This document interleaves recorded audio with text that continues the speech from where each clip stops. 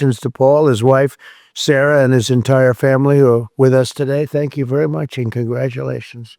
Great job. That's great, Sarah. We're also grateful to be joined by our Secretary of the Treasury, who's doing the easiest job. I think it's probably the easiest job right now in government, would you say? Companies are coming out of the countries, are coming from all over. They want to just sign. We're doing okay. But you're doing really well. Thank you very much. Scott's going to be doing the swearing in. No one in America is more highly qualified to lead the SEC in this exciting time than Paul. He's devoted his entire life to the cause of free, clear, pro-growth, and pro-innovation securities markets.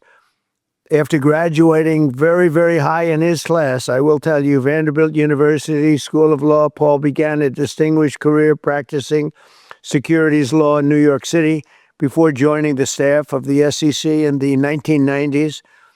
In 2002, Paul was appointed as the commissioner of the SEC, a commissioner, and rode that to a fairly well. He was so respected. It was a role which he promoted economic freedom and represented the agency at the U.S.-EU Transatlantic Economic Council, highly respected the World Economic Forum and the Transatlantic Business Dialogue.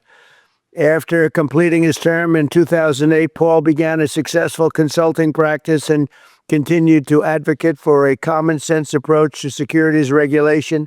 Extremely complicated stuff, and he put a lot of common sense and saneness into it without heavy-handed bureaucracy and the harming of investors and workers and consumers and, frankly, our country itself. Paul has also been a leader in the emerging crypto and blockchain industries and served as co-chair of the Digital Chambers Token Alliance. He's the perfect man to lead this agency at a time when crypto innovators are urgently in need of, and they want so badly, they want it to happen, regulatory certainty and clear rules of the road. In addition to helping build this new framework that will allow the United States to maintain its financial and technological dominance long into the future, Paul will end the weaponization of the SEC and stop the lawless enforcement practices that occurred during the Biden administration. They were vicious people. They were vicious and horrible for our country. Paul is passionate about protecting American liberty and American economic leadership, and we are truly grateful and honored that he has answered the call of public service as he always has. He's a man that just, we were looking for the right person for this very important job, and just he was at the top of everyone's list. So, Paul, I want to congratulate you and your family. You have an incredible family, and you have an incredible father and husband. I can say that, I'm pretty sure I'm right about that. If I'm not, please speak up now. So thank you very much, Sarah. Thank you very much. And I'll ask Scott to come up, do the swearing in. Thank you. Thank you, everybody.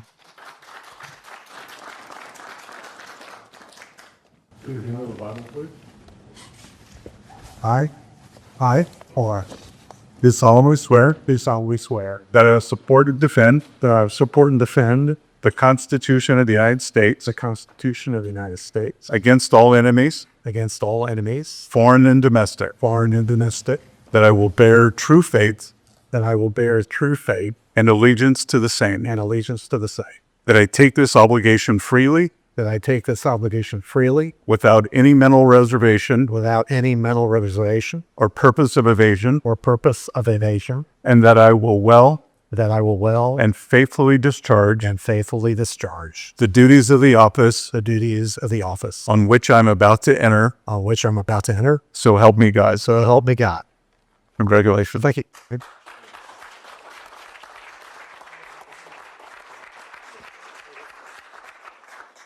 Well, thank you all very much, and especially thank you, Mr. President. I'm really honored by your trust and confidence that you've placed in me to head the SEC. But I really must say the Oval Office has never looked better. One could really describe it as glistening, and I've heard stories about it, and it's true. It's the touch of a confident president leading with optimism towards an American golden age. So thank you for that. And so to my wife, Sarah, and to our sons, Stuart, Peter, and Henry, Thank you all for your steadfast love and support. I'm grateful for the sacrifices that each of you have made to enable me to serve America.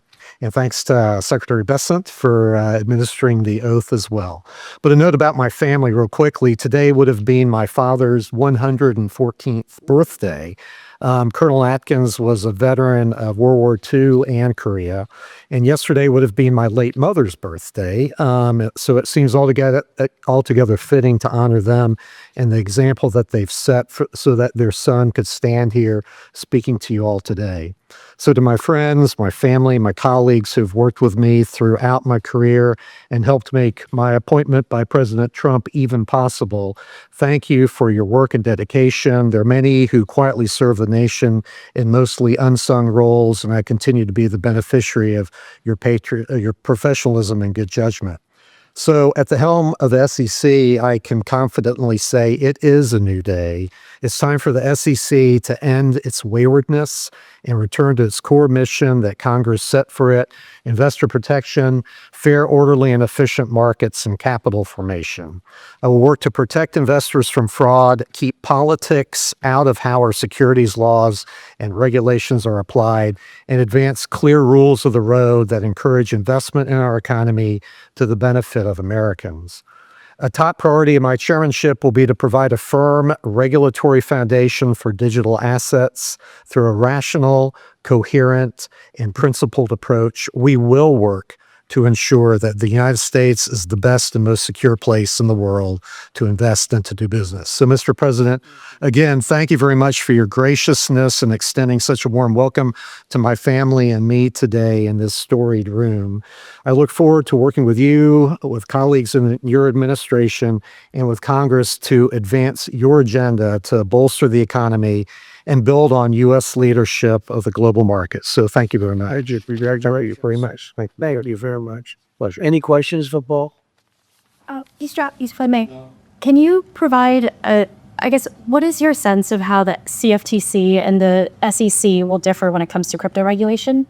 I hope that we won't. Brian Quintens, whom the president has nominated, is a great guy. I've known him for years. And, I intend to work closely with him, and I really look forward to his leadership there. I think there's no reason why the two agencies can't be working cheek to jowl on these issues for the American investor and the American economy. Mr. Atkins, the view on trying to go this ops on the agreement?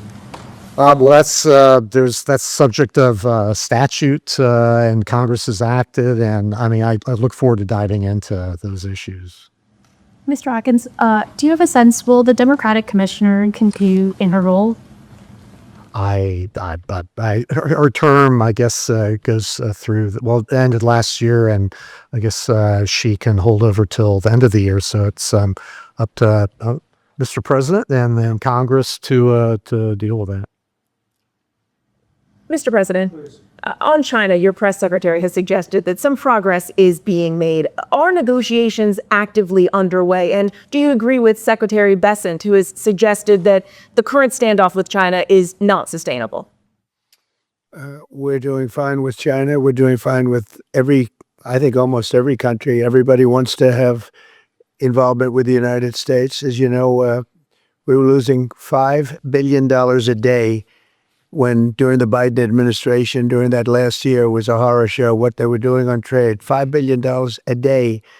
And now we have it down to a very low number because we're getting 25% from the automobile industry, from autos. We're getting 25% for steel, 25% for aluminum, and we're getting the baseline of 10%. And think of it, we're losing almost $2 trillion on trade.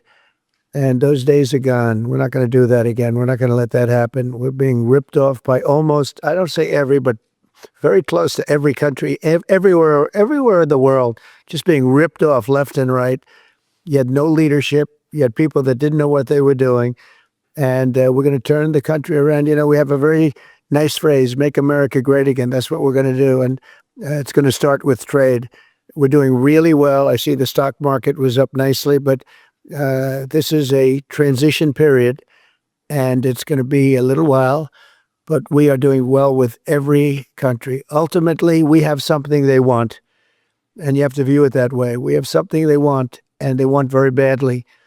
And, it's going to be, they're coming in, they're taking treasure, they're taking jobs when they do that, and they have to pay. And they don't have to pay if they come in and create their own jobs. If they do their product here, if they build their product or make their product in the United States, we have absolutely no tariffs and we welcome people. But we're taking in a lot of money from tariffs, and our country's getting stronger all the time because the other was not sustainable.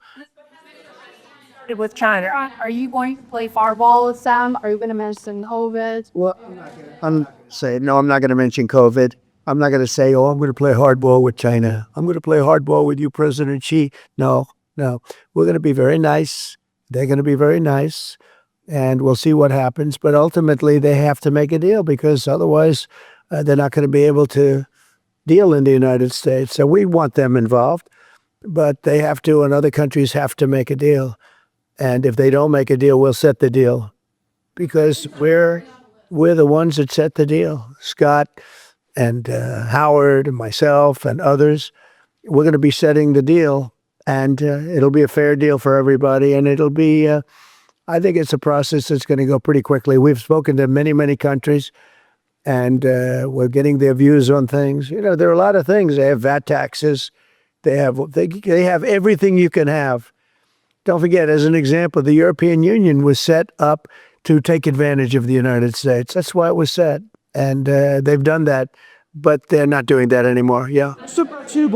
Will you prevent Hamas from having any role in governing a post-war Gaza? And will Hamas have to be permanently eradicated for a ceasefire to be reached? Well, we're not going to let Hamas do that.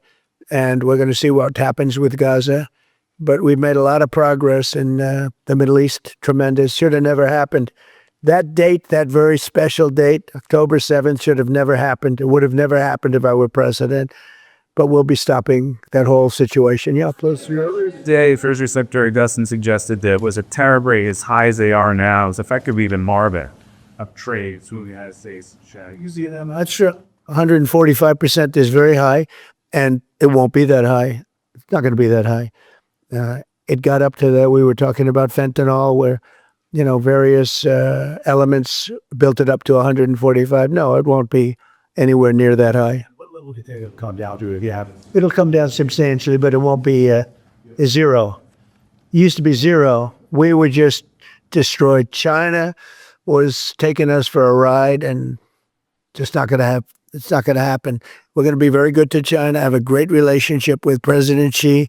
But they would make billions and billions and billions of dollars a year, and they would build their military out of the United States and what they made. So that won't happen. But they're going to do very well, and I think they're going to be happy, and I think we're going to live together very happily and ideally work together. So I think it's going to work out very well. But no, it's at 145%. There will not be anywhere near that number. This reset rate race daily caller.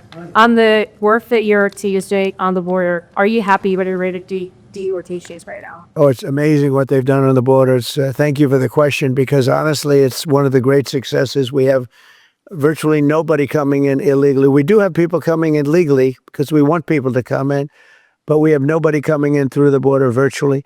We were having hundreds of thousands of people a month come in under Biden.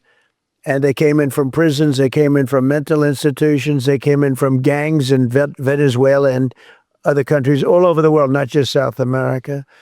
They were emptying their prisons into the United States. Venezuela emptied its prisons out, but many countries emptied their prisons into the Congo, as an example, in Africa, emptied their prisons into the United States. And we're getting them out. And I hope we get cooperation from the courts, because, we have thousands of people that are ready to go out, and you can't have a trial for all of these people. It wasn't meant, the system wasn't meant, and we don't think there's anything that says that, look, we are getting some very bad people, killers, murderers, drug dealers, really bad people, the mentally ill, the mentally insane. They emptied out insane asylums into our country. We're getting them out, and a judge can't say, no, you have to have a trial. The trial's going to take 2 years. And no, we're going to have a very we're going to have a very dangerous country if we're not allowed to do what we're entitled to do. And I won an election based on the fact that we get them out, and we've done an amazing job. Look, we've stopped. Everybody admits, even the radical left, we have got the strongest border we've ever had, even stronger than what I had it for 4 years. We had a great border. We solved the problem, but it's a tad stronger, which is, I don't know if that's disappointing or not to me. I beat my own record, but I appreciate the question. Một cái sự đại kiện trên if một cái gì chạy bài cà phê ăn gì chứ sao yeah prices down so how you manage your prices. Well, thank you, Daniel. The question is about prices. The prices are going down, not going up. One of the big things is energy is going down. I see that we had a couple of states where gasoline was at $1.98 a gallon. Nobody thought they'd see that for years, maybe. And that's a big thing. And we opened up our wells. We opened up our drilling. We have more product now for sale. And we're also going to be selling outside of the country to a large extent. It's going to bring down our deficits, largely going to bring down our deficits. But if you remember my first week, I was standing here, Paul, and they were screaming about eggs. The cost of eggs have gone through the roof. They were up like 500, crazy, like 4 or 5 times. And we won't have eggs for Easter, they were saying. There will be no eggs. You can't order eggs. They wanted us to order plastic in the shape of eggs. Well, yesterday we had 48,000 people at the Easter hunt. They call it the Easter roll at the White House.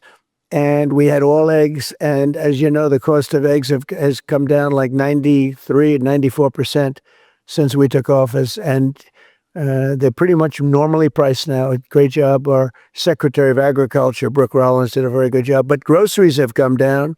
It's all coming down. The only thing that hasn't come down but hasn't gone up much are interest rates. And we think the Fed should lower the rate.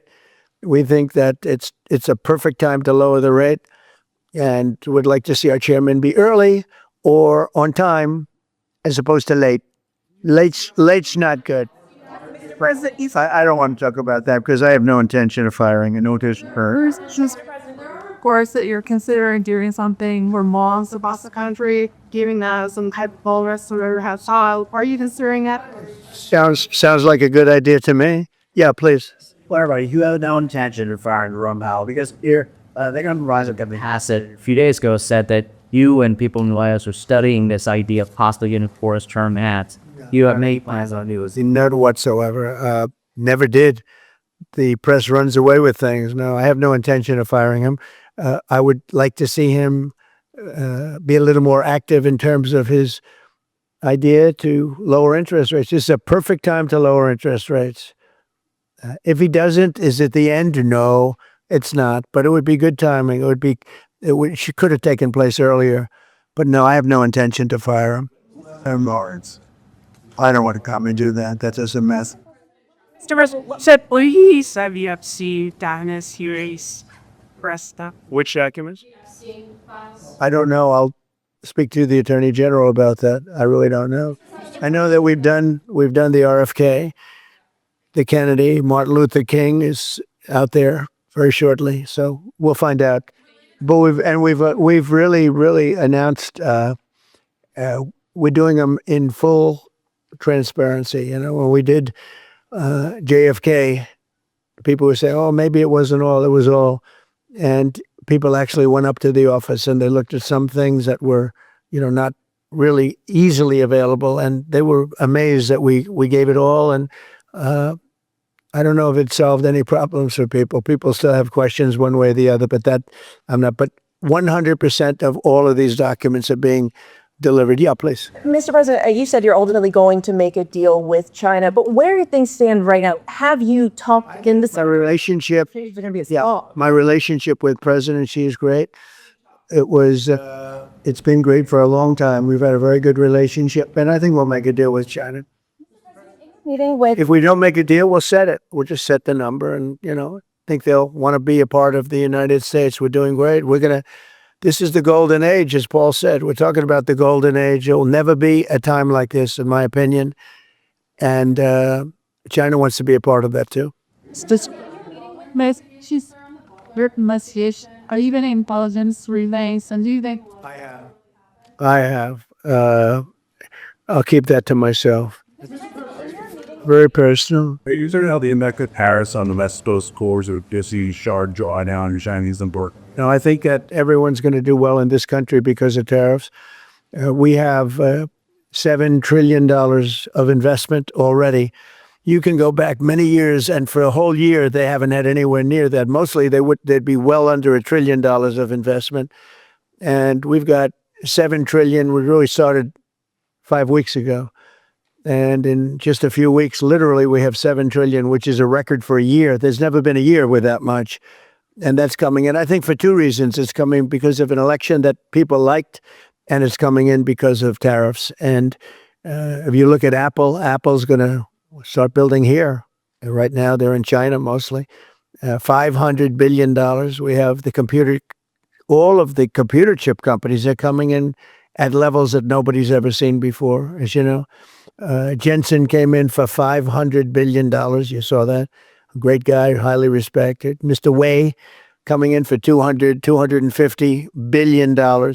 Nobody's ever seen anything. And the auto companies are coming in.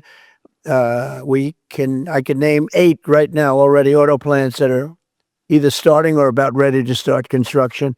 There's never been, and the United Auto Workers and the non-union workers in the automobile industry, they love Trump, and I love them. Thank you all very much. Thank you. Congratulations, Paul. We want you.